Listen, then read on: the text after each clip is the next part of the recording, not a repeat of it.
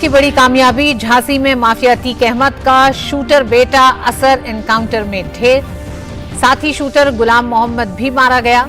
UP STF ने बताया पहले जिंदा पकड़ने की हुई थी कोशिश।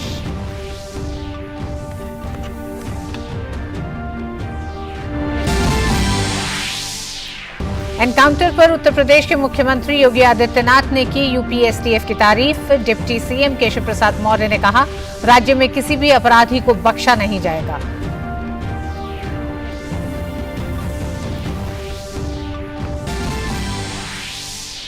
उमेश पाल हत्याकांड के आरोपी माफिया अतीक अहमद को 7 दिन की पुलिस हिरासत में भेजा गया। दोनों आरोपियों को आज प्रयागराज के सीजेएम कोर्ट में किया गया था पेश। कोर्ट परिसर में वकीलों ने अतीक अशरफ के खिलाफ लगाए नारे।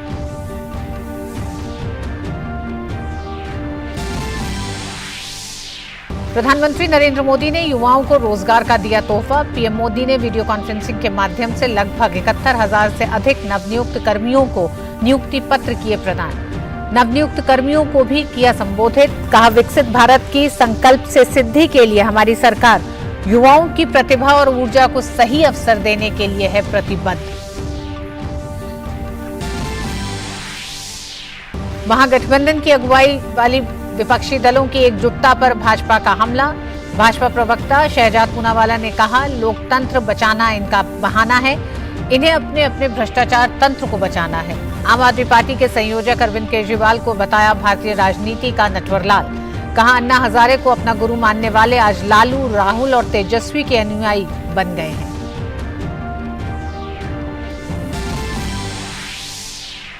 ब्रिटिश ब्रॉडकास्टिंग कॉरपोरेशन बीबीसी की भारत में मुश्किलें बढ़ी। विदेशी फंडिंग मामले में ईडी ने बीबीसी इंडिया के खिलाफ विदेशी मुद्रा प्रबंधन अधिनियम के तहत दर्ज किया मामला। बीते साल आयकर विभाग ने बीबीसी के दिल्ली और मुंबई दफ्तरों की ली थी तलाशी।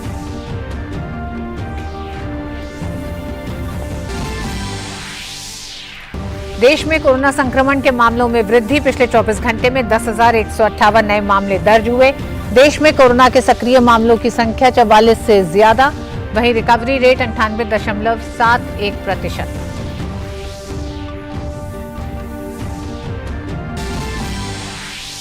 आईपीएल में गत विजेता गुजरात टाइटंस का पंजाब किंग्स से होगा सामना। अपने पिछले मैच में हारने वाली दोनों टीमें जीत की लक्ष्य में वापस आने के उद्देश्य से उतरेंगी मैदान में।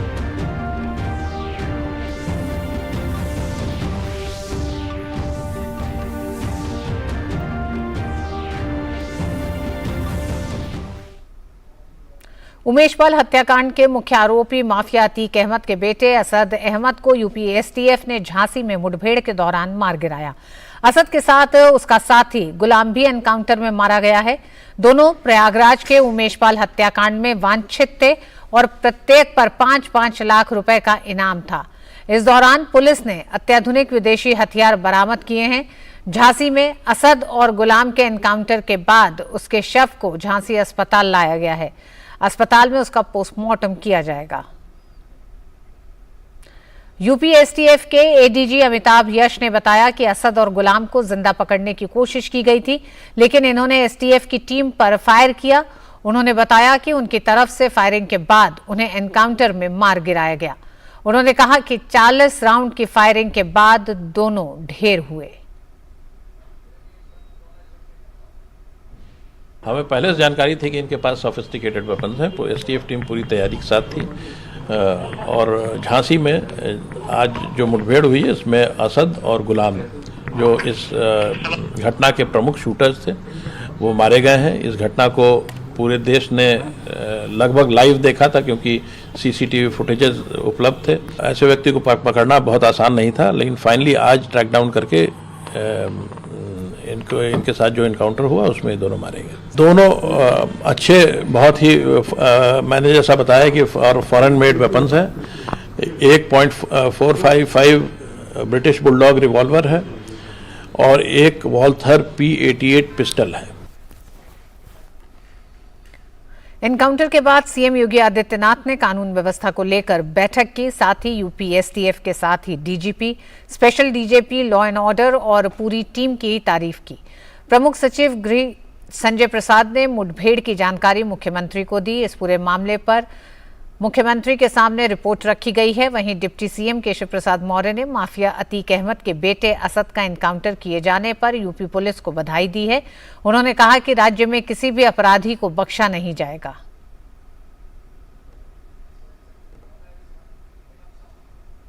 उत्तर प्रदेश पुलिस और एसटीएफ के जवानों को बहुत बहुत बधाई देता हूं। उत्तर प्रदेश सरकार की ओर से, उत्तर प्रदेश की 25 करोड़ जनता की ओर से। और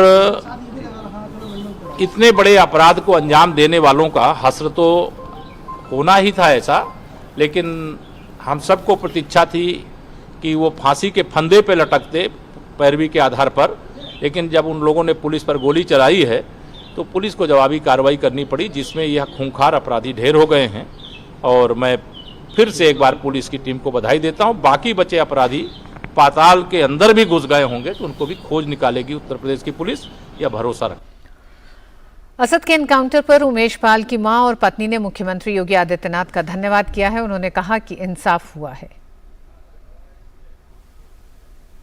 मुख्यमंत्री जी का बहुत बहुत धन्यवाद करती हूँ और पुलिस विभाग के ऊपर, जो कि उन लोगों ने मुख्यमंत्री का आदेश था, जो यहाँ के मुख्यालय जितने पुलिस प्रशासन के हैं, उन्होंने अपना फर्ज अदा किया जो उनको करना चाहिए। उन्होंने अच्छा न्याय किया। माननीय मुख्यमंत्री जी को धन्यवाद देती हूँ जो उन्होंने आज इतना बड़ा फैसला को अंजाम दिया। उन्होंने जो किया है बहुत अच्छा किया है। उन्होंने अपनी बेटी का सुहाग के कातिलों को सजा दिलाई। मैं उनका बार बार आभार व्यक्त करूंगी कि वो पिता समान सब है। उन्होंने जो किया बहुत अच्छा किया है। उत्तर प्रदेश में law and order special DG Prashant Kumar ने कहा कि हमें आज 12:30 बजे से 1 बजे के बीच में एक सूचना के आधार पर कुछ लोगों को रोका गया तो दोनों तरफ से गोलियां चली। इस मुठभेड़ में 24 फरवरी को उमेश पाल की हत्या करने वाले 2 लोग घायल हुए और बाद में उनकी मृत्यु हो गई। इनकी पहचान असद अहमद और गुलाम के रूप में हुई।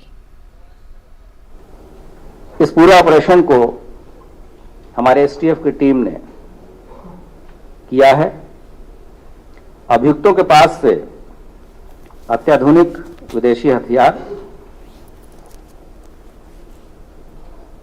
क्रमशः ब्रिटिश बुलडॉग रिवॉल्वर 455 बोर तथा वॉल्थर P88 पिस्टल 7.62 बोर बरामद की गई है।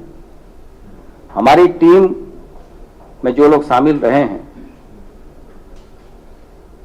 उस टीम का नेतृत्व डिप्टी एसपी नवेंदु कुमार तथा डिप्टी एसपी विमल कुमार सिंह ने किया है। उन्होंने कहा कि मुठभेड़ में मारे गए अभियुक्तों के पास से अत्याधुनिक विदेशी हथियार, बुलडॉग आदि बरामद हुए हैं। इस काम को अंजाम देने के लिए विशेष एसटीएफ की टीम को नियुक्त किया गया था। एक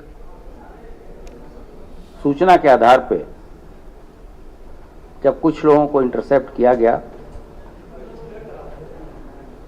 तो उस दौरान दोनों तरफ से गोलियां चली और उस पुलिस ऑपरेशन में हमारी एसटीएफ की टीम थी तथा उस मुठभेड़ में 24/2/2023 को जो 2 अभियुक्त जिनको अपराधीकृत करते हुए सबने देखा है, मुठभेड़ में घायल हुए तथा बाद में उनकी मृत्यु हो गई, जिनकी पहचान असद पुत्र अतीक अहमद तथा गुलाम पुत्र मकसूदन के रूप में हुई। उमेश पाल मर्डर केस में आरोपी माफिया अतीक अहमद और उसके भाई अशरफ को गुरुवार को कोर्ट में पेश किया गया। सुनवाई के बाद सीजेएम कोर्ट ने दोनों को 7 दिन की पुलिस हिरासत में भेज दिया। दोनों नैनी जेल में बंद रहेंगे। उधर कोर्ट से बाहर निकलते ही वकीलों ने अतीक पर जूता फेंक कर मारा। पेशी के दौरान जब अतीक को असद के एनकाउंटर की खबर मिली तो कोर्ट में ही फूट फूट कर रोने लगा अतीक वहीं जमीन पर बैठ गया। कुछ देर बाद उसने पीने के लिए पानी मांगा। वहीं कोर्ट परिसर में अतीक अहमद मुर्दाबाद, उमेश पाल अमर रहे के नारे लगे, साथ ही योगी मोदी जिंदाबाद के भी नारे लगाए गए। वकीलों के गुस्से को देखते हुए अतीक और अशरफ को RAF की सुरक्षा के बीच सुरक्षित निकाला गया। पुलिस दोनों को एक ही प्रिजन वैन में बैठाकर नैनी सेंट्रल जेल ले गई। और आशुतोष इस खबर पर हमारे साथ जुड़ गए हैं लखनऊ से। आशुतोष, आज जिस तरह से पुलिस मुठभेड़ में असद और उसके साथी को ढेर किया है यूपी STF ने, उसके बाद जो अतीक अहमद के साथ जो कोर्ट में हुआ वो लोगों का गुस्सा भी बताता है और साथ ही साथ एक लंबे इंतजार के बाद लोगों को लगता है कि माफिया राज खत्म हुआ है, उसकी एक संतुष्टि भी है।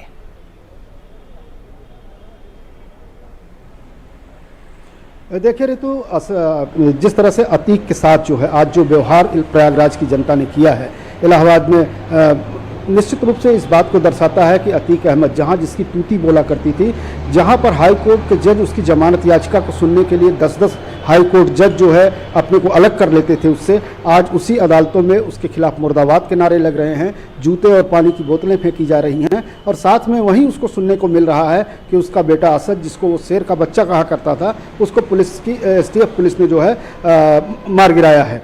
तो निश्चित रूप से ये माफिया राज के खत्म होने की बात नहीं है, बल्कि माफिया राज के खत्म होने की शुरुआत है। जिस तरीके से उत्तर प्रदेश पुलिस और मुख्यमंत्री योगी आदित्यनाथ की मंशा रही है और जिस तरह से विधानसभा में उन्होंने वचन दिया था इस देश की जनता को, उस प्रदेश की जनता को, उस पर जो है उत्तर प्रदेश की सरकार और पुलिस कहीं ना कहीं पालन करती दिखाई दे रही है। बड़ा दुरूह मामला था। दुरूह इसलिए था कि राजू पाल की हत्या होती है, उसके गवाह की सभी खत्म कर दिए जाते हैं, उमेश पाल को भी मार दिया जाता है। पूरे साम्राज्य जिसके ऊपर 100 से अधिक मुकदमे हो, उसमें केवल एक में कन्विक्शन उसको होता है जाकर के अभी थोड़े दिनों पहले। इसके साथ ही कई सारे उसका साम्राज्य जो था, उसके साम्राज्य में कोई जो है फेरबदल नहीं, बल्कि चलता ही चला जा रहा था। लेकिन वर्तमान सरकार ने जिस तरह से उसके आय के विभिन्न स्रोतों पर, उसकी तमाम सारी अवैध कारोबारों पर प्रतिबंध लगाया, उसकी धरपकड़ की, उसके गुर्गों की धरपकड़ की, उससे निश्चित रूप से वो हतोत्साहित हुआ था। और आज जब जो है जिस पराक्रम के साथ उसने उत्तर प्रदेश पुलिस को चुनौती दी थी, उत्तर प्रदेश सरकार को चुनौती दी थी राजू पाल को मार करके, उमेश पाल को मार करके, तो निश्चित रूप से उसका मनोबल जो है टूटा होगा। और ये उसका मनोबल टूटना नहीं है, बल्कि माफिया के रास्ते पर और जो स्थापित माफिया हैं या जो सोच भी रहे हैं, उनका भी आज हश्र देख करके उनके मन में इस बात को लेकर के आएगा कि जो उन्होंने अत्याचार और गुनाह किए हैं उनकी सज़ा भी उनको मिलेगी। और सज़ा के लिए अगर वो कानून के दायरे में नहीं आएंगे, अदालतों के दायरे में नहीं आएंगे, तो कहीं सड़क पर मरे हुए पाए जाएंगे। ऋतु, बहुत बहुत धन्यवाद आशुतोष पूरी जानकारी के लिए। और वक्त एक छोटे से ब्रेक का। तुम जादूगर तो नहीं, पर मेरी रसोई से धुआं गायब किया है। तुम माँ तो नहीं, पर तुमने मुझे जंगल में लकड़ी काटने जाने से रोका है। तुम्हारे कारण ही मेरा समय बचने लगा है और पैसे कमाने लगी हूँ। तुम केवल उज्ज्वला गैस ही नहीं, तुम अच्छे जीवन की ज्योति हो। ये योजना देश की गरीब महिलाओं को न सिर्फ धुएं से मुक्ति दिला रही है, बल्कि उनके सशक्तिकरण का भी बड़ा माध्यम बनी है। स्वच्छ ईंधन से सेहत के साथ आओ बनाएं आत्मनिर्भर भारत। प्रधानमंत्री नरेंद्र मोदी ने आज वीडियो कॉन्फ्रेंसिंग के जरिए करीब 71,000 से अधिक नवनियुक्त कर्मियों को नियुक्ति पत्र बांटे। इस अवसर पर प्रधानमंत्री ने नवनियुक्त कर्मियों को भी संबोधित किया। देश भर से चुने गए इन लोगों की नियुक्ति भारत सरकार के कई विभागों में विभिन्न पदों पर होगी। रोजगार मेला रोजगार सृजन को सर्वोच्च प्राथमिकता देने की प्रधानमंत्री की प्रतिबद्धता को पूरा करने की दिशा में एक कदम है। प्रधानमंत्री ने पिछले साल 22 अक्टूबर को 10 लाख सरकारी नौकरियां प्रदान करने के अभियान की शुरुआत करते हुए रोजगार मेले के पहले चरण की शुरुआत की थी। प्रधानमंत्री नरेंद्र मोदी ने सभी युवाओं को बधाई देते हुए कहा कि विकसित भारत की संकल्प से सिद्धि के लिए हमारी सरकार युवाओं की प्रतिभा और ऊर्जा को सही अवसर देने के लिए प्रतिबद्ध है। 70,000 से ज्यादा युवाओं को केंद्र सरकार के विभिन्न विभागों में सरकारी नौकरी मिली है। विकसित भारत की संकल्प से सिद्धि के लिए हमारी सरकार युवाओं की प्रतिभा और ऊर्जा को सही अवसर देने के लिए प्रतिबद्ध है। केंद्र सरकार के साथ ही गुजरात से लेकर असम तक, उत्तर प्रदेश से लेकर के महाराष्ट्र तक एनडीए और भाजपा शासित राज्यों में सरकारी नौकरी देने की प्रक्रिया तेज गति से चल रही है। पीएम ने अपने संबोधन में कहा, आज भारत दुनिया की सबसे तेज रफ्तार से आगे बढ़ने वाली अर्थव्यवस्था है। पीएम ने कहा, कोविड के बाद पूरी दुनिया मंदी से जूझ रही है, उसके बावजूद भी दुनिया भारत को एक चमकते सितारे के रूप में देख रही है। पीएम ने कहा, आज का नया भारत जिस नई नीति और रणनीति पर चल रहा है, उसने देश में नई संभावनाओं और अवसरों के द्वार खोल दिए हैं। भारत दुनिया की सबसे तेज रफ्तार से आगे बढ़ने वाली अर्थव्यवस्था है। पूरी दुनिया कोविड के बाद मंदी से जूझ रही है।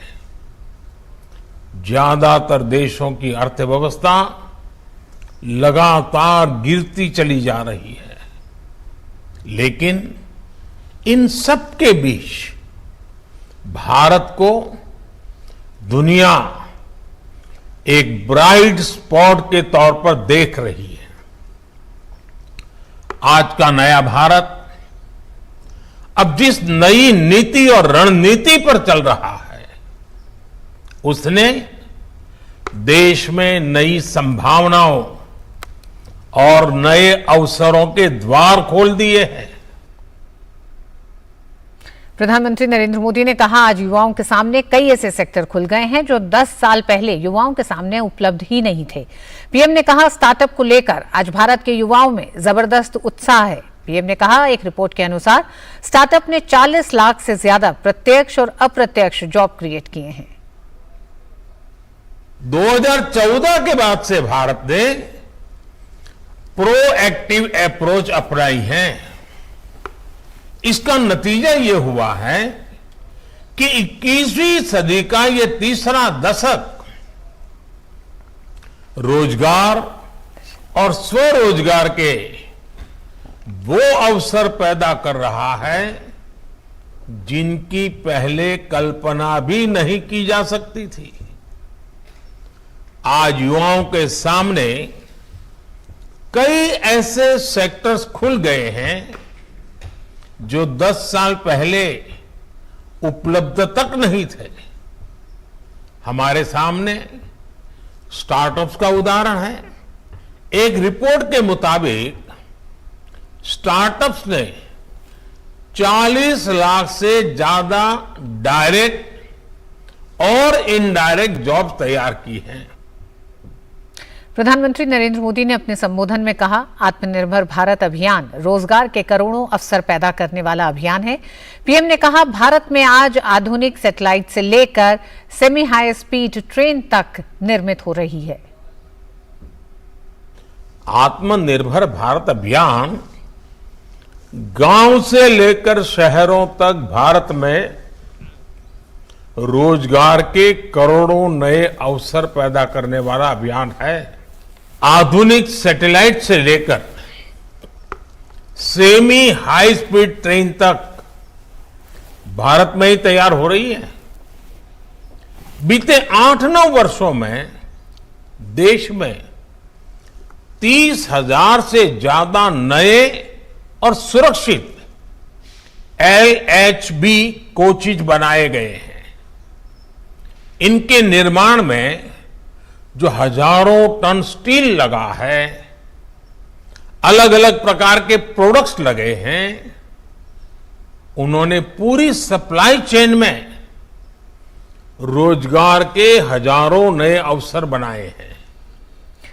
प्रधानमंत्री मोदी ने अपने संबोधन में कहा, हमारी सरकार ने इस अप्रोच को भी बदला। हमारी सेना ने 300 से ज्यादा ऐसे साजो सामान और हथियारों की लिस्ट तैयार की है जो अब भारत में ही बनाए जाएंगे और भारत की इंडस्ट्री से ही खरीदे जाएंगे। हमारी सेनाओं ने 300 से ज्यादा ऐसे साजो सामान और हथियारों की लिस्ट तैयार की है जो अब भारत में ही बनाए जाएंगे। भारतीय इंडस्ट्री से ही खरीदे जाएंगे। भारत 15,000 करोड़ के डिफेंस इक्विपमेंट विदेशों में निर्यात कर रहा है। इससे रोजगार के हजारों अवसर तैयार हुए हैं। वहीं केंद्रीय मंत्री डॉक्टर जितेंद्र सिंह ने रोजगार मेले के अवसर पर प्रधानमंत्री नरेंद्र मोदी का धन्यवाद किया। उन्होंने कहा कि प्रधानमंत्री मोदी ने लोगों से जो 10 लाख नौकरियों का वादा किया था उसे रोजगार मेले के जरिए पूरा किया जा रहा है। उन्होंने कहा कि इन नौकरियों के लाभार्थी देश के अलग अलग राज्यों और केंद्र शासित प्रदेशों से आते हैं जो सरकार के विभिन्न मंत्रालयों में काम करेंगे। आपने कुछ समय पहले देशवासियों से ये वादा किया था कि आप 10 लाख सरकारी नौकरियां उपलब्ध करवाएंगे और उसी वादे को निभाते हुए रोजगार मेला का यह सिलसिला प्रारंभ हुआ। इनके लाभार्थी देश के भिन्न भिन्न राज्यों एवं केंद्र शासित प्रदेशों में फैले हुए हैं। ये नियुक्तियां भिन्न भिन्न पदों पर भिन्न भिन्न स्तर पर की जा रही हैं और ये नियुक्तियां भिन्न भिन्न मंत्रालयों एवं भिन्न भिन्न विभागों में की जा रही हैं, जैसे कि रक्षा मंत्रालय, गृह मंत्रालय, हायर एजुकेशन, डिफेंस इत्यादि। केंद्रीय मंत्री अश्विनी वैष्णव ने आज जयपुर में रोजगार मेले के चौथे पर्व में हिस्सा लिया। उन्होंने कहा कि आज पीएम मोदी ने 71,000 नौजवानों को नियुक्ति पत्र दिया। Make in India, startup India आदि से कई तरह के नए रोजगार के अवसर पैदा हो रहे हैं। हमारे साथ है रेल मंत्री अश्विनी वैष्णव जी। सर, आज रोजगार मेला प्रधानमंत्री ने उसकी शुरुआत की। रेलवे के भी तकरीबन 70% जो है नौकरियां इसमें, कितना बड़ा इसे आप अचीवमेंट मानते हैं सरकार की, जिस तरीके से लगातार युवाओं के लिए काम किया जा रहा है? माननीय प्रधानमंत्री जी ने अपने सेवा के कार्यकाल की शुरुआत से सबसे पहले सबसे ज्यादा इंपॉर्टेंस रोजगार को दी है। आप देखिए 2014 के बाद में एक के बाद एक कार्यक्रम जितने भी हुए, make in India, startup India, stand up India, सारे के सारे मुद्रा योजना, ये सारे के सारे कार्यक्रमों से कई हजारों लाखों रोजगार के नए अवसर पैदा हुए हैं। आज रोजगार मेला यानी केंद्र सरकार में नियुक्ति का चौथा पर्व था। आज 71,000 रोजगार देश भर में दिए गए हैं और रेलवे का इसमें बड़ा 70% के आसपास रेलवे से है।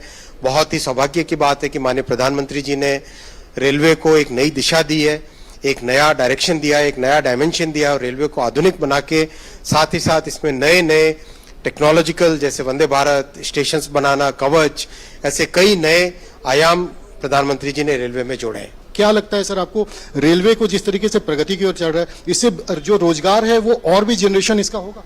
बिल्कुल, इंफ्रास्ट्रक्चर में इन्वेस्टमेंट करने से कई तरह के नए रोजगार के अवसर पैदा होते हैं। जैसे हाई स्पीड बुलेट ट्रेन का प्रोजेक्ट है, उसमें काम में आने वाली हर एक चीज के पीछे कोई ना कोई रोजगार जुड़ा रहता है। तो इस तरह से स्टेशन बनता है, मान लो स्टेशन बनता है तो उसमें कई तरह के काम करने के लिए लोग उसमें लगते हैं। इंजीनियर लगते हैं, टेक्नीशियन लगते हैं, पेंटर लगता है, वेल्डर लगता है, सभी लोगों को रोजगार के नए अवसर पैदा होते हैं। आप अगर फॉर्मल एम्प्लॉयमेंट का देखें, अगर केवल फॉर्मल एम्प्लॉयमेंट का देखें जो कि प्रोविडेंट फंड में रजिस्टर्ड होते हैं, 2022 में 1,50,00,000 से अधिक रोजगार के अवसर फॉर्मल एम्प्लॉयमेंट में पैदा हुए हैं। ये इसी तरह की पॉलिसीज का परिणाम है जिसमें मेक इन इंडिया के कारण, इंफ्रास्ट्रक्चर इन्वेस्टमेंट के कारण, नए टेक्नोलॉजी के कारण, मैन्युफैक्चरिंग के कारण नए नए रोजगार के अवसर पैदा हो रहे हैं। जिस तरीके से 10 लाख का टारगेट है रोजगार देने का, क्या लगता है कब तक ये अचीव कर लिया? बिल्कुल समय पे पूरा होगा, सभी के सभी पूरी तरह से प्रयासरत हैं। धन्यवाद। Abhishek Singh, DD news, Jaipur. रोजगार मेले में नियुक्ति पत्र पाने वाले युवाओं ने प्रधानमंत्री का आभार व्यक्त किया। मेरा एनवीएस डिपार्टमेंट में स्टेनोग्राफर की पोस्ट पे हुआ है सिलेक्शन, और सर खुशी तो बहुत ज्यादा हो रही है। सबसे बड़ी बात तो इस रोजगार मेले का फायदा ये हुआ है कि मतलब 1 साल के अंदर सारी प्रोसेस पूरी हो गई और इतनी जल्दी हमको ज्वाइनिंग मिल जाएगी। इस चीज की सबसे बड़ी खुशी है हमको सर। उन्होंने जो हमारे इतने पारदर्शिता से काम किया है इसके लिए इनको बहुत बहुत धन्यवाद देना चाहेंगे सर। हमारा सीआरपीएफ में सिपाही जीडी पद पर सिलेक्शन हुआ है। हमने प्रधानमंत्री जी को सुना, प्रधानमंत्री जी हमारे युवाओं के लिए काफी रोजगार के आयाम स्थापित कर रहे हैं और मैं आशा करता हूं कि आगे भी इसी तरह से प्रधानमंत्री जी युवाओं को रोजगार दें, आगे मौका दें। और मैं प्रधानमंत्री नरेंद्र मोदी जी का बहुत बहुत धन्यवाद करना चाहता हूं। मेरे को रेलवे में इंजीनियरिंग डिपार्टमेंट पे गवर्नमेंट ऑफ इंडिया की तरफ से नियुक्ति मिल रही है। इसके लिए मेरे को बहुत अपार खुशी है कि नरेंद्र मोदी जी के राज में युवाओं को नौकरी मिल रही है, बेरोजगारों को भटकना नहीं पड़ रहा है। तो मैं तहे दिल से उनका आभार व्यक्त करना चाहता हूँ कि मेरा चयन उसमें असिस्टेंट पॉइंट्समैन पे हुआ है। मैं पीएम मोदी जी को बहुत बहुत धन्यवाद देना चाहूंगी। मुझे इस रोजगार मेले में नियुक्ति पत्र लेके बहुत गर्व महसूस हो रहा है। सेंट्रल यूनिवर्सिटी ऑफ राजस्थान में मैं एलडीसी पद पर नियुक्त हुआ हूँ और मुझे बहुत ही ज़्यादा खुशी और ये माहौल देख करके मुझे बहुत ही अच्छा लग रहा है। मोदी जी का जो प्रयास है वो निरंतर चलता रहे, भगवान की यही आशा करते हैं हम भगवान से। मेरा जो रेलवे है उसमें असिस्टेंट ब्रिज जो इंजीनियर डिपार्टमेंट है उसमें सिलेक्शन हुआ है। मुझे सिलेक्शन मिलने पर बहुत खुशी हो रही है। मैं उनको धन्यवाद देना चाहूंगी कि उन्होंने लड़कियों के लिए इतना अवसर दिया है। मेरे को रेलवे में असिस्टेंट वर्क्स की पोस्ट मिली है। सरकारी नौकरी मिलने की काफी खुशी है। और नरेंद्र मोदी जी के भाषण में सबसे अच्छी बात यह लगी कि आपके मन में जो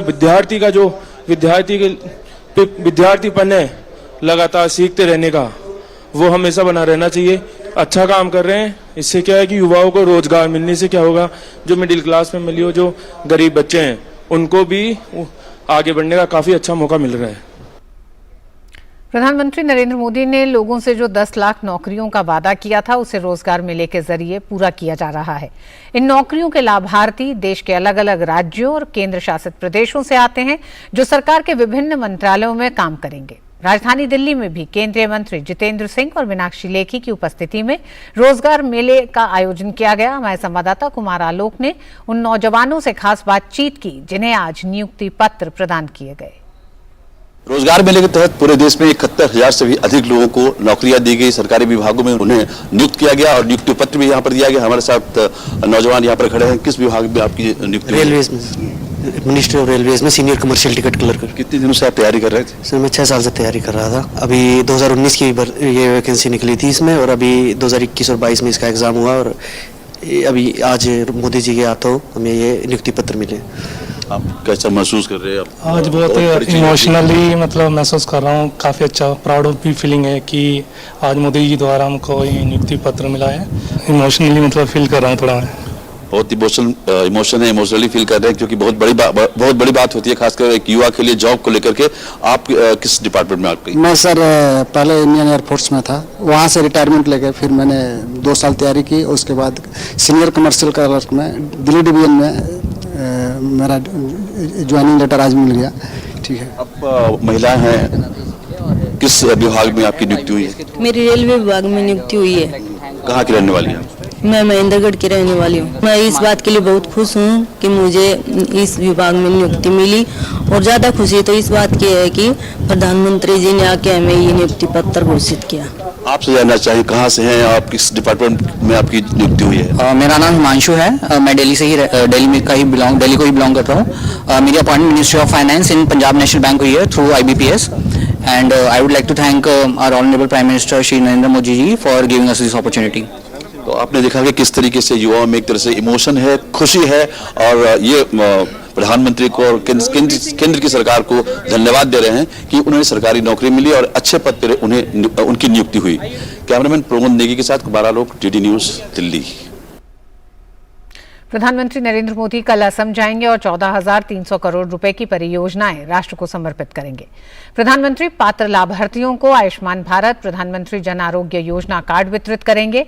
आपके द्वार आयुष्मान अभियान का शुभारंभ करेंगे। वे असम उन्नत स्वास्थ्य देखभाल नवाचार संस्थान की आधारशिला भी रखेंगे और 3 मेडिकल कॉलेज राष्ट्र को समर्पित करेंगे। प्रधानमंत्री सिपसागर के रंगघर के सौंदर्यीकरण कार्य का शुभारंभ करेंगे और 5 रेल परियोजनाओं का लोकार्पण करेंगे। यात्रा के दौरान पीएम गुवाहाटी उच्च न्यायालय के प्लैटिनम जुबली समारोह में संबंधित कार्यक्रमों में भी शामिल होंगे। प्रधानमंत्री ब्रह्मपुत्र नदी पर पलाशबाड़ी और सुआलकुची को जोड़ने वाले पुल की आधारशिला भी रखेंगे और प्रधानमंत्री मेगा बिहू नृत्य देखेंगे। इस कार्यक्रम में 10,000 से अधिक कलाकार अपनी प्रतिभा का प्रदर्शन करेंगे। प्रधानमंत्री नरेंद्र मोदी कल पूर्वोत्तर के पहले अखिल भारतीय आयुर्विज्ञान संस्थान एम्स गुवाहाटी को राष्ट्र को समर्पित करेंगे। अस्पताल पूरे पूर्वोत्तर के लोगों को सस्ती और सुलभ स्वास्थ्य सेवाएं मुहैया कराने में महत्वपूर्ण भूमिका निभाएगा। इस बारे में DD न्यूज ने स्थानीय लोगों से खास बातचीत की। एम्स गुवाहाटी में नर्सिंग कॉलेज भी है, तो इसकी मतलब एम्स में एक्सपोजर अच्छा मिलता है नर्सिंग के लिए, मतलब हर पढ़ाई के लिए हॉस्पिटल में भी जब काम करना होगा और पढ़ाई के उसमें भी, तो फिर यहाँ पे अपनी अपॉर्चुनिटीज मिलेंगी नर्सिंग स्टूडेंट्स को, तो इसके उनके लिए बहुत अच्छा रहेगा। और स्पेशली जो हमारे पीएम श्री नरेंद्र मोदी ने यहाँ पे काम करवाया है और यहाँ पे नर्सिंग कॉलेज एम्स गुवाहाटी खुलवाया है, उसके लिए उनको थैंक यू। जैसे साल दर साल नीट जो कि हमारी एंट्रेंस का इच्छा होती है एमबीबीएस में एडमिशन के लिए, उसमें कंपटीशन बढ़ते जा रहा है। कभी कभार जो बच्चे मेहनत करने के बावजूद नहीं आ पाते मेडिकल कॉलेज में, उनके लिए नए मेडिकल कॉलेज खोलने एक नए अवसर के तरह पेश होते हैं, क्योंकि जैसे इधर जैसे एम्स ही खुला है तो अब हर साल यहाँ 100 बच्चों की सीट बढ़ गया, तो कंपटीशन जैसे बढ़ती आबादी के साथ कम भी होता है और ज्यादा से ज्यादा बच्चों को एडमिशन भी मिल सकता है। केंद्रीय गृह मंत्री अमित शाह ने आज दिल्ली में जम्मू और कश्मीर में सुरक्षा की स्थिति पर एक समीक्षा बैठक की अध्यक्षता की। इस बैठक में जम्मू कश्मीर के उपराज्यपाल मनोज सिन्हा, केंद्रीय गृह सचिव अजय भल्ला, जम्मू कश्मीर के पुलिस महानिदेशक दिलबाग सिंह और कई अन्य वरिष्ठ अधिकारियों ने हिस्सा लिया।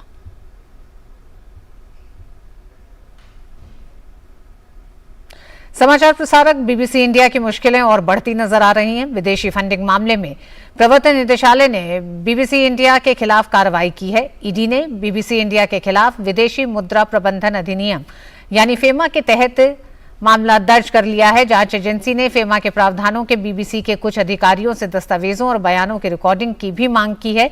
ईडी कंपनी द्वारा कथित प्रत्यक्ष विदेशी निवेश एफडीआई के उल्लंघन की भी जांच कर रही है। गौरतलब है कि बीते साल आयकर विभाग ने बीबीसी के दिल्ली और मुंबई दफ्तरों पर तलाशी भी ली थी। केंद्रीय प्रत्यक्ष कर बोर्ड सीबीडीटी और आयकर अधिकारियों ने कहा था कि बीबीसी समूह की विभिन्न संस्थाओं द्वारा दिखाई गई आय और लाभ भारत में उनके संचालन के पैमाने के अनुरूप नहीं थे। अधिकारियों ने यह भी कहा था कि बीबीसी इंडिया की तरफ से कर का भुगतान नहीं किया गया।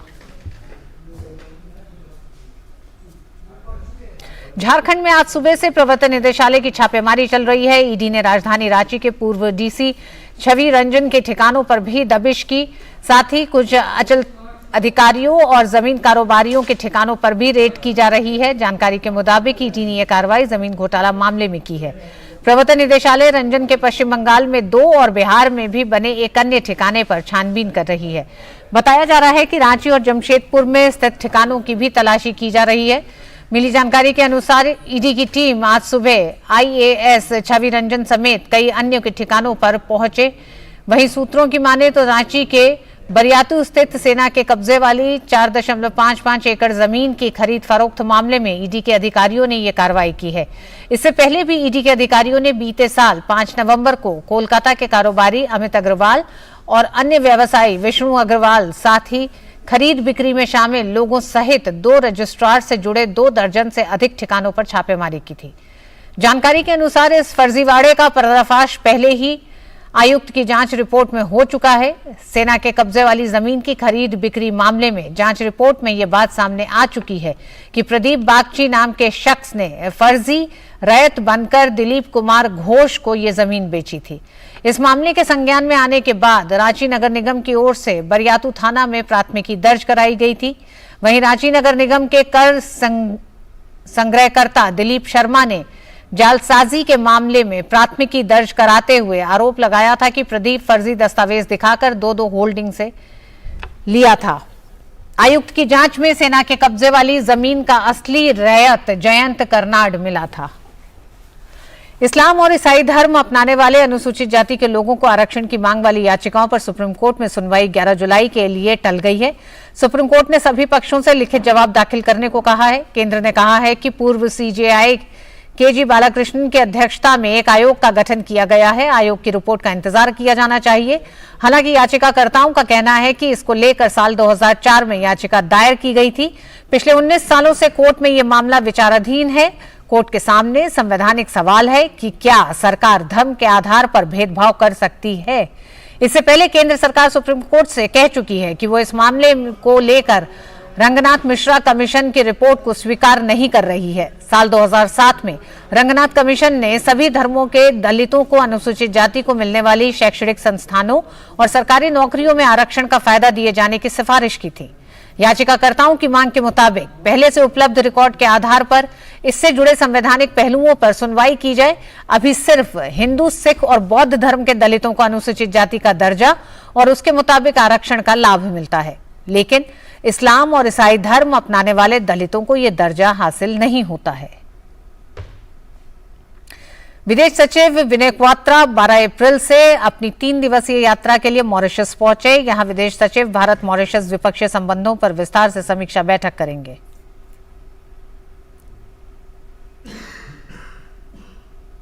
विदेश सचिव के मॉरिशस दौरे पर भारतीय उच्चायोग ने एक ट्वीट कर जानकारी दी। उच्चायोग ने कहा है कि 12 से 14 अप्रैल से 3 दिवसीय यात्रा के लिए मॉरिशस में विदेश सचिव विनय क्वात्रा का आगमन भारत मॉरिशस द्विपक्षीय संबंधों की समीक्षा करने का अवसर। दरअसल पिछले साल जनवरी में प्रधानमंत्री नरेंद्र मोदी और उनके मॉरिशस के समकक्ष प्रविंद जगन्नाथ ने संयुक्त रूप से मॉरिशस में भारत सहायता प्राप्त सामाजिक आवास परियोजना का उद्घाटन किया था। उन्होंने हिंदू महासागर द्वीप राष्ट्र में एक सिविल सर्विस कॉलेज और 8 MW सोलर PV फॉर्म परियोजना का भी उद्घाटन किया था। वहीं मॉरिशस के प्रधानमंत्री ने पिछले साल अप्रैल में एक उच्च स्तरीय प्रतिनिधिमंडल के साथ 8 दिवसीय यात्रा पर भारत का दौरा किया था। अपने भारत दौरे के दौरान मॉरिशस के प्रधानमंत्री ने राजधानी दिल्ली के अलावा गुजरात और वाराणसी का दौरा भी किया था। केंद्रीय वित्त मंत्री निर्मला सीतारमण ने RBI के गवर्नर शक्तिकांत दास के साथ G20 वित्त मंत्रियों और केंद्रीय बैंक के गवर्नरों की दूसरी बैठक के पहले दिन की सह अध्यक्षता की। बैठक का पहला सत्र वैश्विक अर्थव्यवस्था और अंतर्राष्ट्रीय वित्तीय संरचना पर आधारित था। वित्त मंत्री सीतारमण ने कहा कि वैश्विक गरीबी की समस्या समय पर ऋण रीस्ट्रक्चरिंग के साथ जुड़ी हुई है। उन्होंने कहा कि यह समस्या उन देशों को सबसे ज्यादा प्रभावित करती है जहां सबसे ज्यादा गरीबी है। इस बैठक में वैश्विक अर्थव्यवस्था के लिए मुख्य चुनौतियों और नीति समन्वय के संभावित क्षेत्रों पर चर्चा हुई। वित्त मंत्री ने MDP यानी मल्टीलेटरल डेवलपमेंट बैंक के विकास के एजेंडे पर भी चर्चा की। Global sovereign red round table के बारे में बात करते हुए वित्त मंत्री निर्मला सीतारमण ने वैश्विक ऋण समस्याओं पर भारत की प्रतिबद्धता को दोहराया और इस मुद्दे पर IMF और विश्व बैंक की साझेदारी का स्वागत किया। इस बैठक के इतर अमेरिकी ट्रेजरी सेक्रेटरी जेनेट येलेन ने विश्व बैंक मुख्यालय में एक राउंड टेबल की मेजबानी की। इस दौरान वित्त मंत्री निर्मला सीतारमण ने बहुपक्षवाद की सच्ची भावना पर प्रकाश डालते हुए कहा कि मल्टीलेटरल डेवलपमेंट बैंक के विकास में बातचीत समावेशी और आम सहमति पर आधारित होनी चाहिए। उन्होंने कहा कि इसे देशों के विकास के दृष्टिकोण और प्राथमिकताओं को पूरी तरह से पहचानना चाहिए। इसके इतर G20 कैपिटल एडवोकेसी फ्रेमवर्क के कार्यान्वयन की प्रगति पर उप स्तर पर भी विचार विमर्श किया गया। केंद्रीय वित्त मंत्री निर्मला सीतारमण अमेरिका के वाशिंगटन DC में हैं, जहां उन्होंने ब्रिक्स वित्त मंत्रियों और केंद्रीय बैंक के गवर्नरों की बैठक में हिस्सा लिया। दक्षिण अफ्रीका की अध्यक्षता में 2023 के लिए ब्रिक्स वित्त एजेंडे पर चर्चा करने के लिए यह बैठक हुई। बैठक के दौरान वित्त मंत्री ने वैश्विक व्यापक आर्थिक विकास, वैश्विक आर्थिक चुनौतियों और बुनियादी ढांचे के वित्त पोषण और सीमा शुल्क और कर सहयोग के मुद्दों पर भारत के विचार प्रस्तुत किए। वित्त मंत्री ने कहा कि अर्थव्यवस्था को गति देने के लिए भारत का रोडमैप व्यापक विकास और नई वित्त पोषण विधियों पर ध्यान देने के साथ कमजोर समूहों के लिए सर्वसमावेशी कल्याण पर आधारित है। केंद्रीय वित्त मंत्री निर्मला सीतारमण ने अमेरिका के वाशिंगटन DC में विश्व बैंक IMF स्प्रिंग मीटिंग 2023 की विकास समिति की बैठक में हिस्सा लिया। वित्त मंत्री ने कहा कि भारतीय अर्थव्यवस्था के लिए इस वर्ष की अनुमानित विकास दर 6% से ज्यादा होने के बावजूद भारत वैश्विक आर्थिक दृष्टिकोण और भू राजनीतिक माहौल को लेकर चिंतित है। वित्त मंत्री निर्मला सीतारमण ने विश्व बैंक समूह का विकास गवर्नरों के लिए एक रिपोर्ट के बारे में बात करते हुए कहा कि यह रिपोर्ट विश्व बैंक समूह के विकास पर सामूहिक तौर पर सोचने का एक ऐतिहासिक मौका देती है।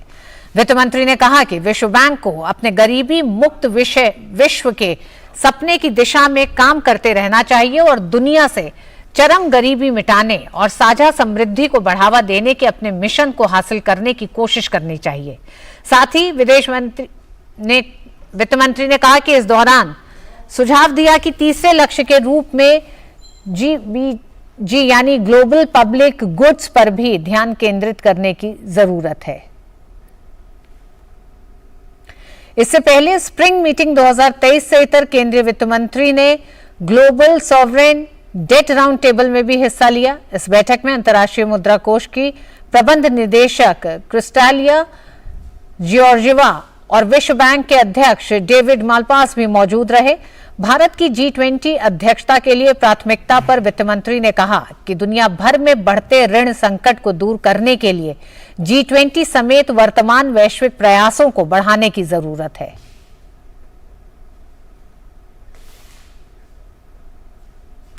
विदेश मंत्री डॉक्टर एस जयशंकर की 3 दिवसीय मोजाम्बिक यात्रा आज से शुरू हो रही है।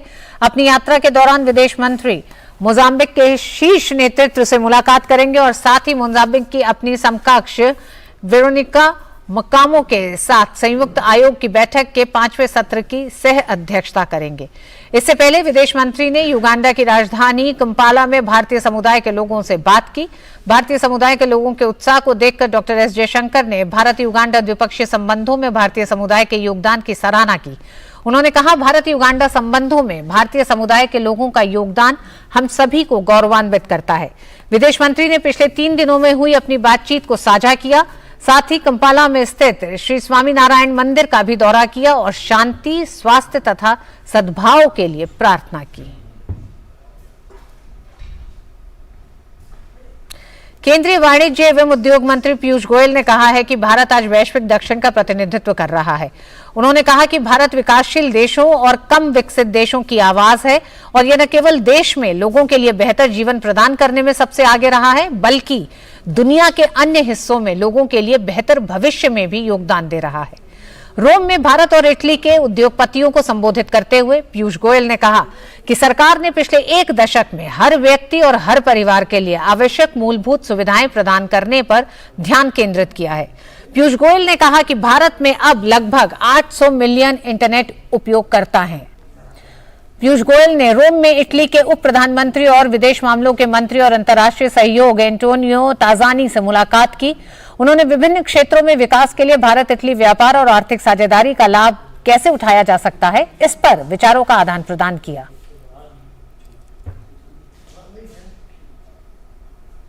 और आइए अब नजर डालते हैं कोरोना संक्रमण के ताजा आंकड़ों पर। स्वास्थ्य और परिवार कल्याण मंत्रालय के मुताबिक देश भर में पिछले 24 घंटों में कोरोना के 10,158 नए मामले दर्ज किए गए हैं। वहीं पिछले 24 घंटे में 5,356 मरीज उपचार करवाकर स्वस्थ हो चुके हैं, जिसके बाद देश में रिकवरी रेट 98.71% हो गई है। वहीं साप्ताहिक पॉजिटिविटी रेट वर्तमान में 4.02% दर्ज किया गया है। इसके साथ ही दैनिक पॉजिटिविटी रेट 4.42% दर्ज किया गया। देश में कोरोना के सक्रिय मामलों की संख्या 44,998 है। देश में टीकाकरण का आंकड़ा भी तेजी से बढ़ रहा है। कोविड महामारी के खिलाफ सबसे प्रभावी हथियार के रूप में शुरू किए गए टीकाकरण अभियान के तहत देश में अब तक 220 करोड़ 66 लाख से अधिक टीकों की खुराक दी जा चुकी है। पिछले 24 घंटे में 327 से अधिक कोविड टीके लगाए गए।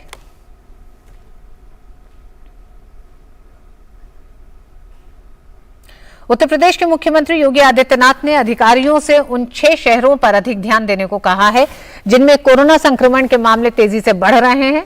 उन्होंने इस संबंध में राजधानी लखनऊ में दिशा निर्देश जारी किए, जिनके अनुसार कार्यालयों, विवाह समारोह और अन्य भीड़भाड़ वाले कार्यक्रमों तथा क्षेत्रों में मास्क पहनना अनिवार्य है। मुख्यमंत्री योगी आदित्यनाथ ने कोविड की स्थिति की समीक्षा के लिए कल उच्च स्तरीय बैठक की। उत्तर प्रदेश में संक्रमण की वर्तमान दर 0.65% और रोगियों की संख्या 1,791 है। उन्होंने अधिकारियों को लखनऊ, मेरठ, गाजियाबाद, आगरा, गौतम बुद्ध नगर और वाराणसी शहर में अधिक चौकसी बरतने को कहा है। नीति आयोग में कृषि क्षेत्रों में नवाचार और उद्यमशीलता को बढ़ावा देने के लिए केंद्रीय विद्यालय, कृषि मंत्रालय के बीच एक करार पर सहमति बनी है। मौके पर कृषि मंत्रालय के सचिव मनोज आहूजा और अटल इनोवेशन मिशन के निदेशक डॉक्टर चिंतन वैष्णव मौजूद रहे। कार्यक्रम में कृषि क्षेत्र में हुए नवाचार को आगे बढ़ाने के लिए डीएवी और केंद्रीय विद्यालय के बच्चे भी पहुंचे। कार्यक्रम में बोलते हुए अटल इनोवेशन मिशन के निदेशक ने कहा कि अटल टिंकरिंग लैब से 10,000 से अधिक विद्यालय जुड़े हैं। केंद्रीय विद्यालय के बच्चों के जुड़ जाने से कृषि क्षेत्र में नवाचार को और भी विस्तार मिलेगा। KVK is an existing network with its own purpose. Adult Tinkering Labs is an existing network of 10,000 schools with its own purpose. But bringing them together actually links the creativity of young students to a purpose of solving or taking on challenges of agriculture. स्कूली बच्चों के नवाचार पर बोलते हुए कृषि मंत्रालय के सचिव ने कहा कि अटल इनोवेशन मिशन से जुड़कर ये बच्चे कृषि के क्षेत्र में नवाचार, मिट्टी की गुणवत्ता, खाद के प्रयोग सहित कृषि संबंधित चुनौतियों को दूर करने में मददगार बनेंगे। You will feel so happy, connecting it to what you're learning in school. Otherwise, it doesn't become very exciting what you're learning if it just remains in the books. And that can come only with seeing the situation, and when you go there, pick up the soil sample. I would encourage you should interact with farmers, understand what their problems are. And then you have the bandwidth and the labs and look at those solutions and all, and that also we'll be willing to support. The one is I think what just identification of problems when you go to the villages. आज जलियांवाला बाग हत्याकांड की 104वीं बरसी पर देश जलियांवाला बाग में शहीद हुए बलिदानियों को याद कर रहा है। आज के न्यूज लेंस में जानिए आखिर क्या थी जलियांवाला बाग हत्याकांड की दास्तां।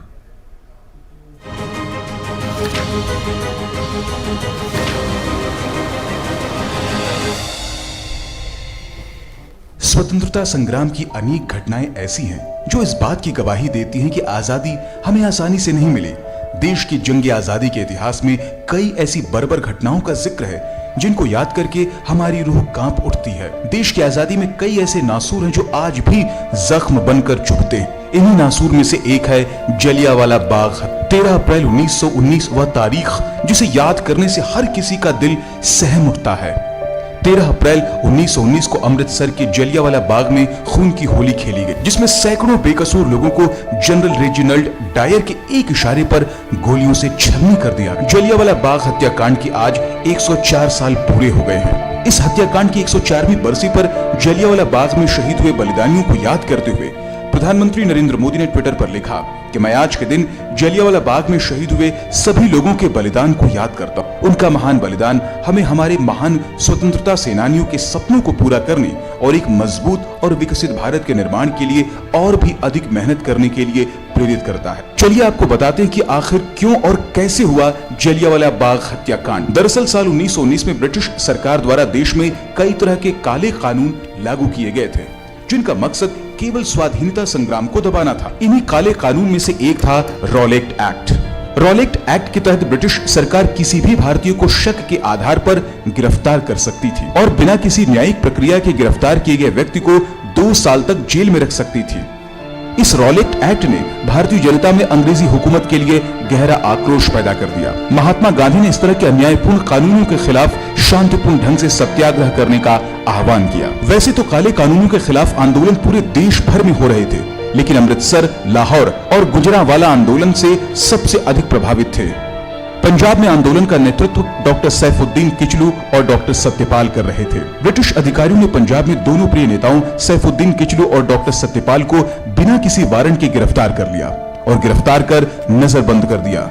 इसके बाद बढ़ते विरोध को देख ब्रिटिश सरकार ने पंजाब में मार्शल लॉ लगा दिया और अमृतसर की कमान जनरल डायर को सौंप दी। 13 अप्रैल 1919 को पंजाब के अमृतसर के जलियांवाला बाग में बैसाखी के मौके पर एक सभा का आयोजन किया गया। उस दिन लोग जलियांवाला बाग में सैफुद्दीन किचलू और डॉक्टर सत्यपाल की गिरफ्तारी के विरुद्ध शांतिपूर्वक विरोध सभा कर रहे थे। दरअसल इस सभा में ज्यादातर लोग वह थे जो बैसाखी के महोत्सव में भाग लेने आए थे। जनरल रेजिनाल्ड डायर ने इस विरोध को खतरे के रूप में देखा और कार्रवाई करने का फैसला किया। तभी जनरल डायर अपने सैनिकों को लेकर जलियांवाला बाग में बिना किसी चेतावनी के डायर ने अपने सैनिकों को निर्दोष भीड़ पर गोली चलाने का आदेश दे दिया। लगभग 10 मिनट तक गोलीबारी जारी रही, जिसमें 1000 से अधिक बेकसूर लोगों ने अपनी जान गंवा दी। 13 अप्रैल 1919 भारतीय इतिहास में दर्ज एक काला अध्याय है। आज भी जलियांवाला बाग की दीवारों पर गोलियों के निशान दिखाई पड़ते हैं जो जनरल डायर की क्रूरता की चीख चीख कर गवाही देते हैं। आज जलियांवाला बाग हत्याकांड की स्मृति दिवस पर मां भारती की स्वतंत्रता के लिए अपने प्राणों की आहुति देने वाले अमर बलिदानियों को डीडी न्यूज भी भावभीनी श्रद्धांजलि अर्पित करता है। Bureau report, DD news.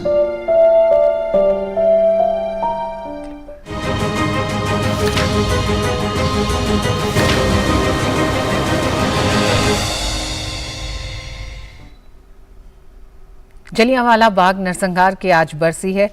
राष्ट्रपति द्रौपदी मुर्मू ने जलियांवाला बाग के बलिदानियों को श्रद्धांजलि अर्पित की। उन्होंने अपने ट्वीट संदेश में कहा, जलियांवाला बाग के बलिदानियों को देशवासियों की ओर से मेरी विनम्र श्रद्धांजलि। हाल ही में मुझे उस पवित्र स्थल का दर्शन करने और उन वीरों को श्रद्धा सुमन अर्पित करने का अवसर मिला था। अपना सर्वस्व न्योछावर करने वाले उन स्वाधीनता सेनानियों के प्रति भारतवासी सदैव कृतज्ञ रहेंगे। वहीं गृहमंत्री अमित शाह ने जलियांवाला बाग में शहीद हुए बलिदानियों को नमन किया। अपने ट्वीट संदेश में उन्होंने कहा, आज ही के दिन 1919 में जलियांवाला बाग नरसंहार के रूप में पूरी दुनिया ने अंग्रेजी हुकूमत का निर्मम चेहरा देखा। इस नरसंहार ने देशवासियों को ऐसी चोट पहुंचाई जिससे आज़ादी की लड़ाई व्यक्ति व्यक्ति के आंदोलन में परिवर्तित हो गई। जलियांवाला बाग में शहीद हुए बलिदानियों को नमन करता हूं।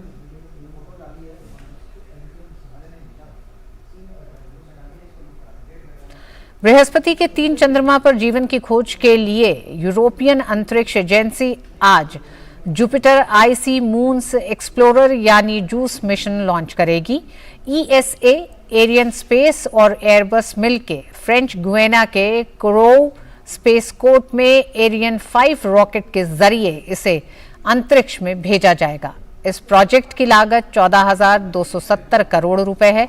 भारतीय समय अनुसार इसे आज शाम करीब 5:45 बजे लॉन्च किया जाएगा। जूस स्पेसक्राफ्ट साल 2031 के जुलाई में बृहस्पति की कक्षा में प्रवेश करेगा। वैज्ञानिकों के मुताबिक 5,963 किलोग्राम वजनी ऑर्बिटर करीब 8 साल तक यात्रा करता रहेगा। हालांकि जूस से पहले नासा का यूरोपा क्लिपर स्पेसक्राफ्ट पहुंच जाएगा। अंतर्राष्ट्रीय मुद्रा कोष ने चालू वित्त वर्ष 2023-24 में पाकिस्तान की जीडीपी को लेकर झटका देने वाली आशंका जताई है। आईएमएफ ने पाकिस्तान की जीडीपी के अनुमान को 2% से घटाकर 0.5% कर दिया है। पाकिस्तान में इस समय महंगाई चरम पर है। आम लोगों के लिए रमजान के महीने में खाने पीने की चीजों को खरीदना मुश्किल हो रहा है।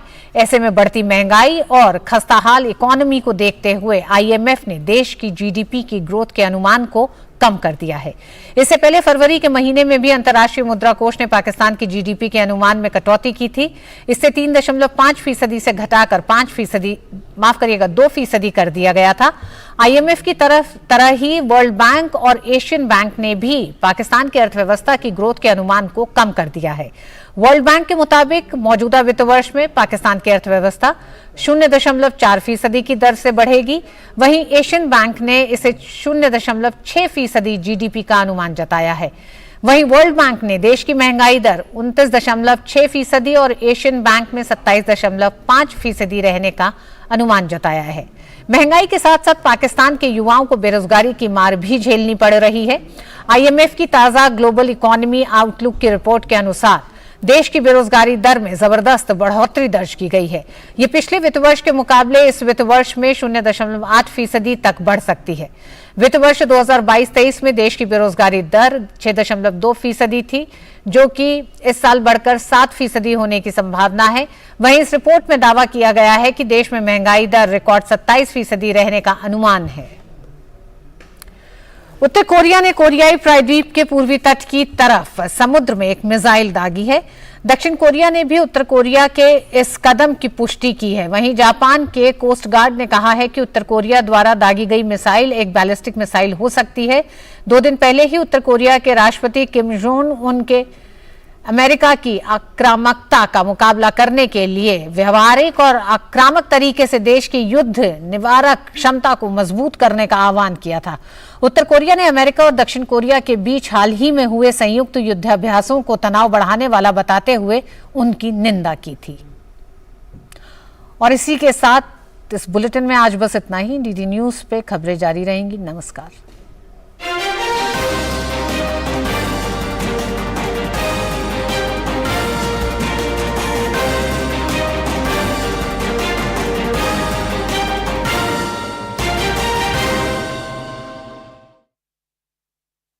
देख रहे हैं, मैं हूं अशोक। कोई फैक्ट चेक करना चाहता है